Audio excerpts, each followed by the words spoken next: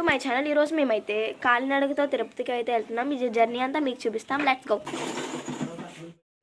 మేమైతే ఇంక కాలినడకన చిన్న తిరుపతికి బయలుదేరాము. మా పిల్లలు మేము ఇలా నడుస్తూనే ఉన్నాము.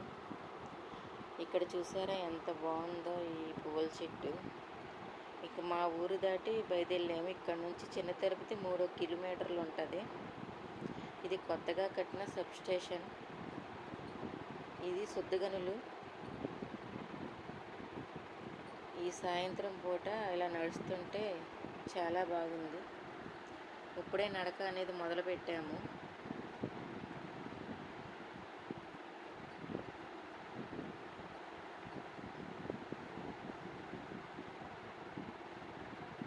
ఇవి శుద్ధగనులు.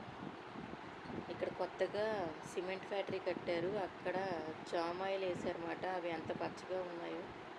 అక్కడ నుంచి మేము దాటి ముందుకు వెళ్తున్నాము. అక్కడే పేపర్ పువ్వులు అనే చెట్లు ఉంటాయి. మా వెంకటకృష్ణాపురం నుంచి ద్వారకా తిరుమల వెళ్ళే దారిలో ఇవి చాలా ఉంటాయి అన్నమాట. ఎన్నో రకాలు.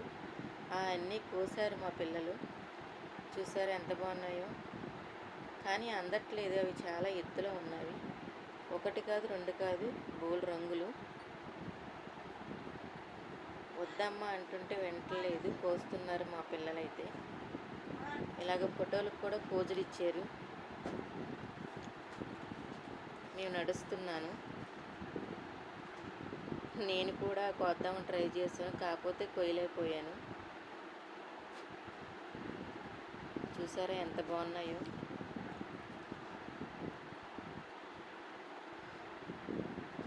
అలా నడుస్తున్నాం. అలా నడుస్తూనే ద్వారకా తిరుమల వెళ్ళే దారిలో సాయిబాబా గుడి ఉంటుందన్నమాట. ఆ గుడి దగ్గర నేను దండం పెట్టుకుంటున్నాను. మా పిల్లలు రా మమ్మీ అంటున్నారు. అలాగా ద్వారకా తిరుమల వచ్చేసాం. ఎంట్రన్స్లో ఉన్నమాట. గుడి దగ్గరికి వచ్చేసాం. అస్సలు ఖాళీ లేదండి. అసలు పెళ్ళిళ్ళు, చాలా పెళ్ళిళ్ళు మట్టి జరుగుతున్నాయి. అసలు ఇసుకేస్తే రాలరా అంత జనం ఉన్నారు. మేమైతే పాదాల దగ్గర దర్శనానికి లైన్లో నుంచున్నాము. చాలామంది ఉన్నారు. మేము ఆ పిల్లలు లైన్లో నుంచున్నాం. ఈ దర్శనం అనంతరం మెట్లపై నుంచి వెంకటేశ్వర స్వామిని దర్శించుకోవడమే లేటు. అక్కడున్న జనం అందరూ గోవింద గోవింద నడుస్తున్నారు. మా పిల్లలు నన్ను అడిగారు, అమ్మ గోవింద అంటే ఏమిటని. అప్పుడు నేను చెప్పాను, ఒకనాడు వెంకటేశ్వర స్వామి వారు అగస్త్య ముని ఆశ్రమం కాడికి వెళ్ళారు. మీ ఆశ్రమంలో చాలా గోవులు ఉన్నాయి అని విన్నాను. అందులో నాకు ఒకటి ఇవ్వవా?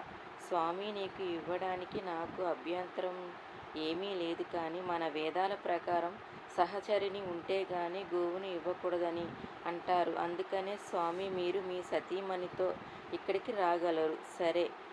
అగస్త్య ముని లేని సమయంలో స్వామివారు పద్మావతి అమ్మవారు సమేతంగా ఆశ్రమానికి చేరుకుంటారు. అగస్త్య ముని శిష్యుల్లో ఒకరు ఉంటారు. అప్పుడు వెంకటేశ్వర స్వామి వారు, మీ గురువుగారు నాకు గోవు ఇస్తానన్నారు.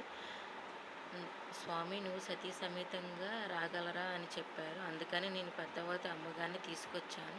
నాకు గోవుని ఇవ్వు అని అడిగారు. అప్పుడు శిష్యుడికి ఏం చెప్పాలో తెలియక, మా గురువుగారు ఉన్నప్పుడు రండి స్వామి అని చెప్పారు.